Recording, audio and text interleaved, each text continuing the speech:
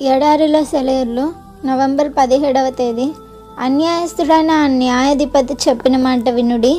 దేవుడు తాను ఏర్పరచుకొనిన వారు దివారాత్రులు తన్ను గురించి మొరపెట్టుకొనుచుండగా వారికి న్యాయము తీర్చడా. లూకా సువార్త 18వ అధ్యాయం 6-7 వచనాలు.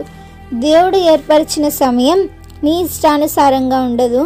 కాబట్టి చెకుముకి రాయిని మొదటిసారి కొట్టినప్పుడు నిప్పు రవ్వలు రాకపోతే మళ్ళీ కొట్టాలి. దేవుడు ప్రార్థనలను వింటాడు.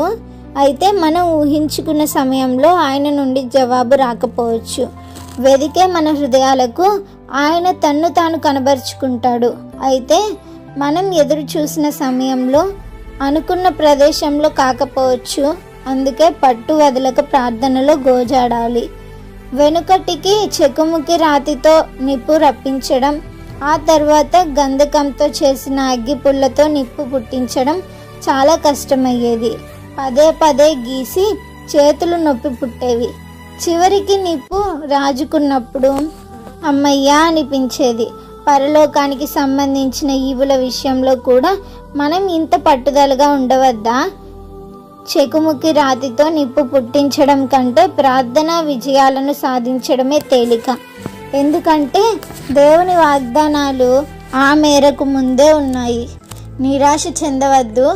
దేవుడు దయ చూపే సమయం తప్పకుండా వస్తుంది. మనం నమ్మకం ఉంచగలిగి సమయం వచ్చిందంటే మన మనవులు నెరవేరే సమయం కూడా వచ్చేసిందన్నమాటే. విశ్వాసంతో అడగండి, తొట్టుపడవద్దు. నీ రాజు జవాబు ఇవ్వడం ఆలస్యం చేస్తాడని విన్నవించుకోవడం చాలించవద్దు. చెకుముకి రాతిని మళ్ళీ మళ్ళీ గీస్తూ ఉండండి. నిప్పు రవ్వలు రేగినప్పుడు బొగ్గుల్ని సిద్ధంగా ఉంచుకోండి. మంట రావడానికి ఇక ఆలస్యం లేదు. దేవుని రాజ్య చరిత్రలో సరియైన ప్రార్థనను సరియైన సమయంలో చేసినట్టయితే దానికి ఎప్పటికీ జవాబు రాకపోవడం అన్నది కేవలం అసంభవం అని నా నమ్మకం.